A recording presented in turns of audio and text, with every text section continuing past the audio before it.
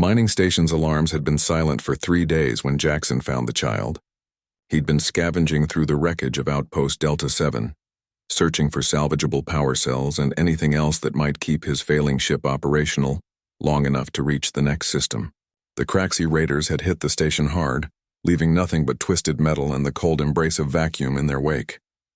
Jackson was about to give up on the residential sector when he heard it, a faint scratching sound coming from behind a collapsed bulkhead. His scanner detected a weak life sign, barely registering on his equipment's primitive sensors.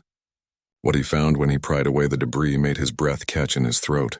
A small figure huddled in the darkness, no bigger than a human 5-year-old but unmistakably alien. Her skin shimmered with a pale blue luminescence and delicate, translucent fins fluttered along her elongated limbs. Most striking were her eyes, large silver orbs that seemed to hold the wisdom of ages despite her obvious youth. She was injured, a deep gash across her shoulder seeping a fluid that glowed like liquid starlight. When Jackson approached, she pressed herself deeper into her makeshift shelter, chittering in a language he didn't recognize. "Hey there, little one," Jackson said softly, removing his helmet so she could see his face. "I'm not going to hurt you." The child, for despite her alien features, there was something unmistakably childlike about her, studied him with those silver eyes. After a long moment, she extended one trembling hand toward him. Jackson spent the next 2 weeks nursing her back to health aboard his cramped cargo vessel, the Wandering Star. He learned her name was Lily, or at least that was the closest approximation his vocal cords could manage of the melodic sound she made when pointing to herself. She was remarkably intelligent, picking up basic English within days, though she seemed more comfortable communicating through a series of complex harmonics that made Jackson's old ship hum with sympathetic resonance. Through her broken words and gestures, Jackson pieced together what had happened. The Craxi had attacked without warning, targeting the research station where Lily's people had been conducting peaceful studies on stellar phenomena. Her mother had hidden her in the maintenance tunnels before the raiders found them.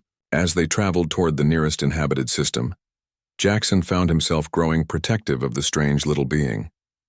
Lily had a curiosity about everything, from the ship's navigation systems to the simple protein bars that made up Jackson's emergency rations. She would sit beside him in the cockpit for hours, humming soft melodies that seemed to calm the Wandering Star's temperamental engines.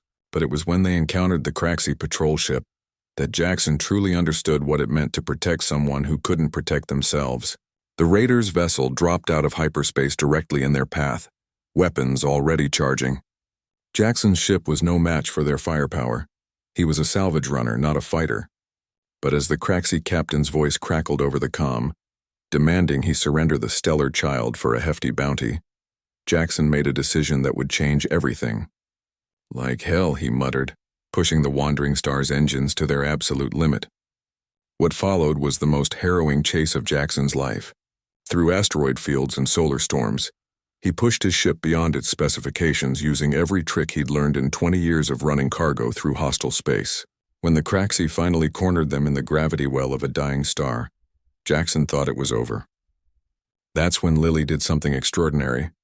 The child placed her small hands on the ship's control console and began to sing.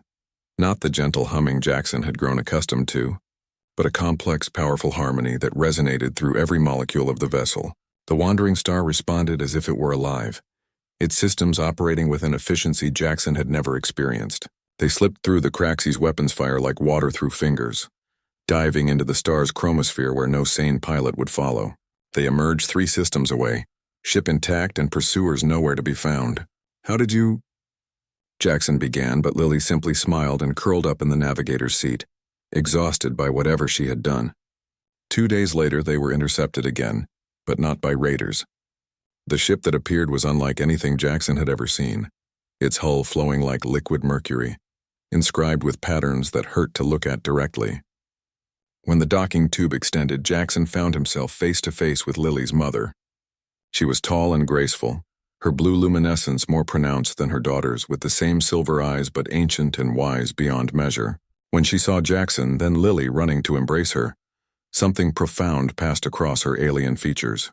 Through a translation device that made her voice sound like distant music, she spoke. "You protected my child when death surrounded her. You chose her safety over your own when the hunters came.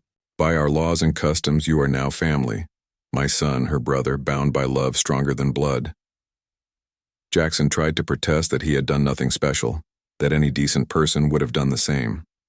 But Lily's mother, who told him to call her Vera, would hear none of it.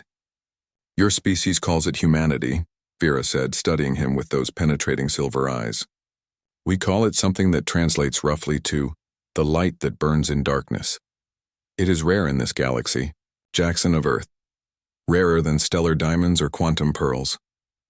As Jackson watched Lily demonstrate her newfound English vocabulary to her relieved mother, he realized he had gained something he'd never thought possible in his lonely life among the stars. A family that transcended species, bound not by genetics but by choice, sacrifice, and love. The wandering star might be home, but now he truly belonged somewhere.